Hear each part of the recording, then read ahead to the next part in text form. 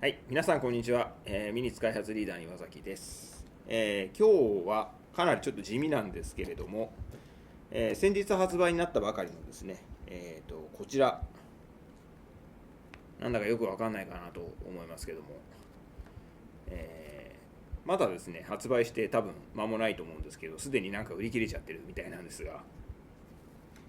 まさにこれ製品のまんまなんですけれども、静電気防止シートというものになりまして、去年ですかね、私が汎用品で紹介したものがあるんですけれども、それと同様のものをですね、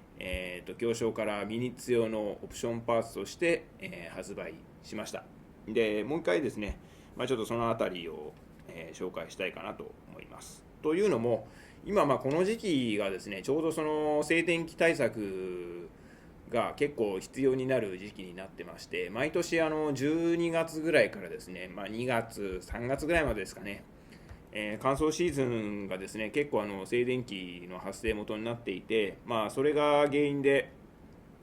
コースの走行をしているときに、ちょっと通信障害が出るという事例が、発生しています。これもですね、必ず出るというわけではなくて、割とですね、結構場所固有のものだったりですね、環境に左右される部分が多くて、かなり静電気の発生確率が高い場所で、発生しやすい、当然なんですけれども、そういった時にですね、このシートをですね、使っていただくと、結構改善されます。こんなものでと思うかもしれませんが、今までこれをなかった時に比べると、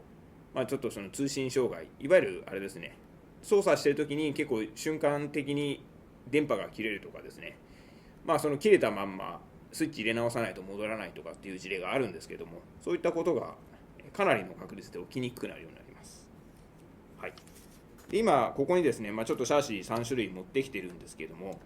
具体的には、ちょっと一番分かりやすいんでこの03シャーシで紹介したいと思います。裏を見ていただくと結構このシートが貼られてるんですけれども、こういった感じでですね、貼りたい箇所に合わせて、これ簡単にハサミで切れますので、ハサミで切っていただいて、シャシの仮面ですね、に貼っていただくと、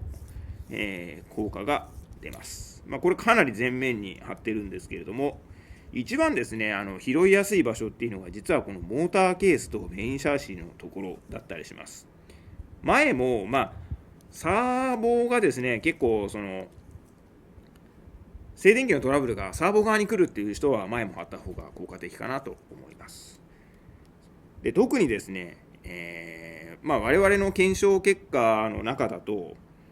MM2 のモーターマウントで、なおかつMJ アルミモーターマウントを使って、なおかつ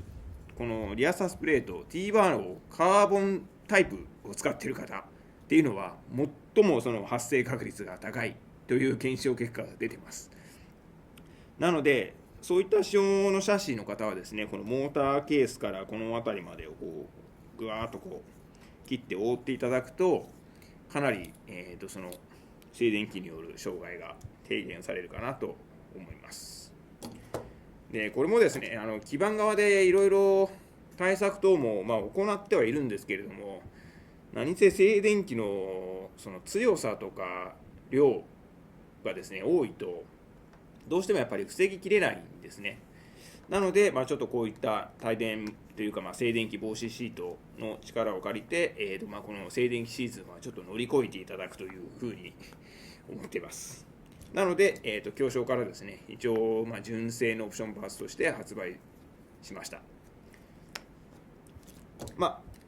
他のシャーシもですね、こんな感じで、こちら020の AWD と、こちら FWD ですね。FWD のシャーシーもこんな感じで、貼ってます。もちろん全体に貼るとかなりその効果もあるんですけれども、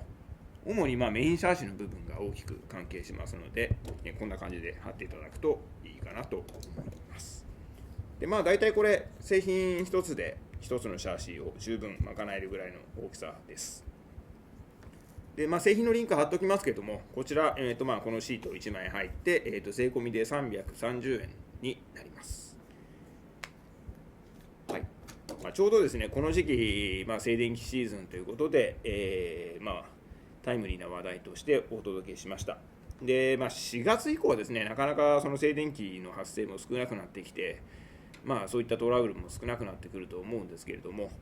今方ですね、特にウレタンコースを走られる方なんかは、かなり効果絶大ですので、